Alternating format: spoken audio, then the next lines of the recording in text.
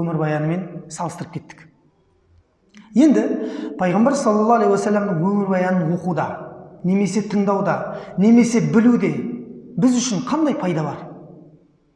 Оны оқуда біз үшін пайда бар. Қандай пайда бар біз үшін? Ғалымдарымыз бірнеше пайдаларын айтады, солардың ең маңыздылары, ең біріншісі бұл күллі жан иесі өлімнің дәмін татады. Барлығымыз дүниеден өтеміз.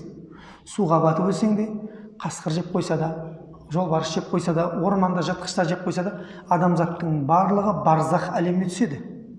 Яғни қабірге әркім түседі.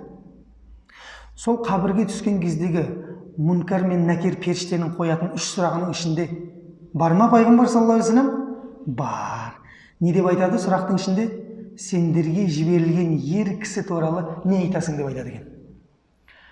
Ал білетін болсаң айтасың. Білмесең неңді айтасың?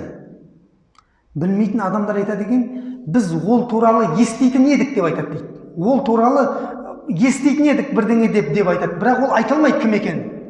Ал ол туралы білген, жүрегін оған деген махаббатқа толтырған кісі не деп айтады?